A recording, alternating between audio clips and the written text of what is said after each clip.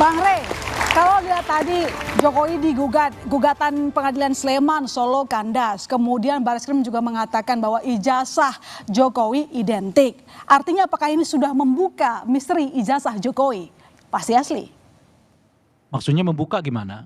Keasliannya sudah terbukti atau belum? Karena kan sudah disampaikan, publik banyak yang tahu soalnya. Ya dengan keterangan-keterangan baru yang disampaikan oleh Bung Roy, Bu Tifa gitu, ternyata membuat orang mulai memahami yang sebaliknya kan. Gitu. Artinya Maksudnya gimana? putusan pengadilan tadi misalnya yang menyatakan bahwa ijazah Pak Jokowi itu asli gitu, diungkap dengan cara lain oleh Bung Roy dan seterusnya, itu menambah keyakinan orang memang ada sesuatu di ijazah Pak Jokowi itu gitu. Nah, oleh karena itulah kan berlanjut sampai sekarang. Karena orang melihat ada aspek lain nih gitu. Itu satu tuh.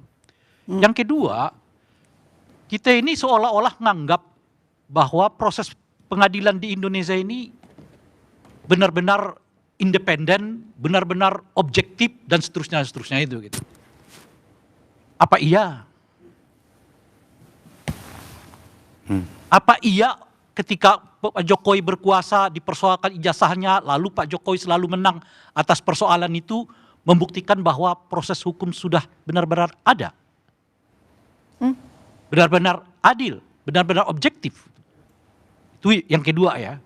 Yang ketiga, bagi saya yang menarik nih, tadi kan ditanyakan, emang sebaiknya ijazahnya dibuktikan asli dulu atau langsung dilaporkan kan gitu. Ya kalau logika yang waras, buktikan asli dulu. Dan pembuktian asli itu sebetulnya sebagai seorang negarawan ya, nggak perlu bagi saya pada tingkat tertentu harus melibatkan proses hukum. Ini ijazah saya, selesai itu. Ya kan? Ada yang, oh iya bagus, oh iya setuju gitu. Udah biarkan saja udah. Ini kan pola yang menurut saya agak lazim di era Pak Jokowi.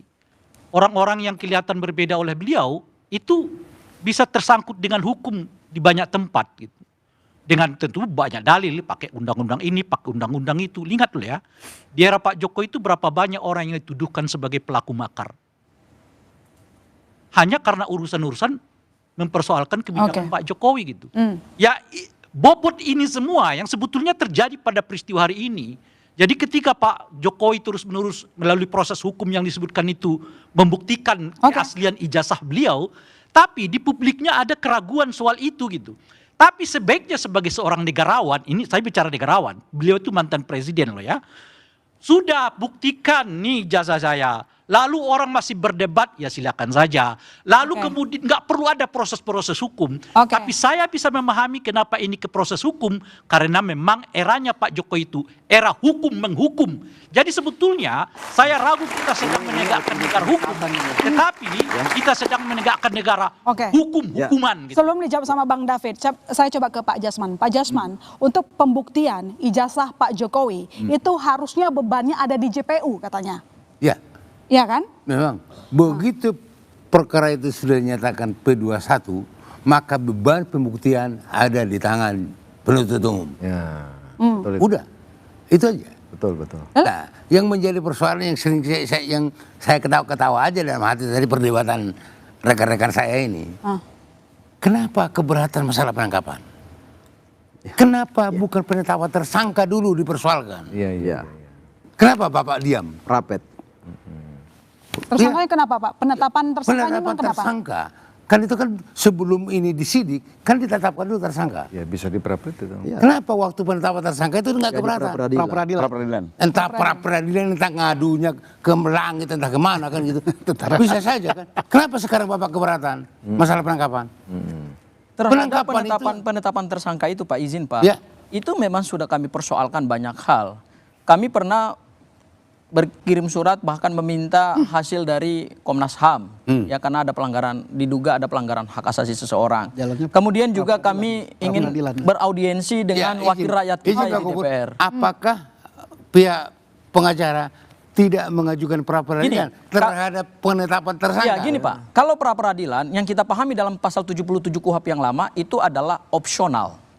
itu hak seseorang bisa dipakai bisa enggak. Pilihan. Ya kan? Ya. Jadi tidak selalu pra peradilan itu sesuatu yang harus diambil, tergantung dari kepentingan hukum dan urgensi Pak Jasman daripada nanya, langkah kenapa hukum. nggak dipakai? Kan Ya, kenapa kan, tidak ya, kan dipakai? kami tadi katakan Opsional. bahwa karena tidak dilakukan penangkapan dan penahanan dari awal, Iya. kami tidak mengajukan pra peradilan. Kenapa?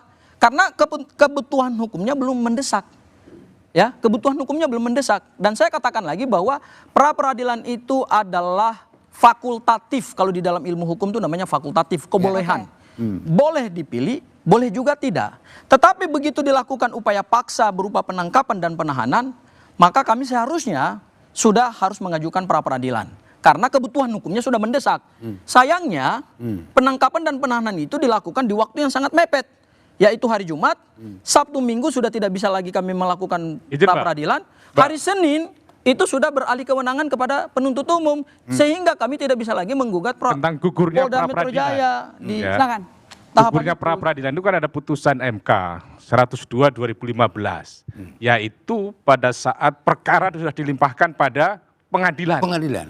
Itu baru gugurnya pra peradilan. Pra-peradilan. Jadi di JPU. Ya. Itu putusan MK clear. Betul. 102 2015. Ya. Dan ketika sidang pertama dibuka untuk pembacaan dakwaan kepada seorang terdakwa.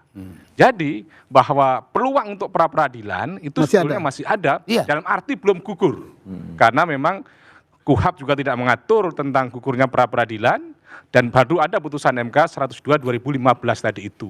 Sehingga menurut saya masih ada peluang mengajukan pra peradilan, apakah objeknya penangkapan, penetapan tersangka, atau kemudian penahanan, atau mungkin penggeledahan. Jadi biar diuji tentang aspek-aspek formilnya di dalam forum pra peradilan Ya. nanti itu. Belum gugur secara hukum gitu. Saya mau tambahkan Pak Jasman, Ya. atas pertanyaan Bapak tadi, kenapa nggak melapor ke berbagai institusi? Tadi sudah disampaikan oleh Bang Gofur.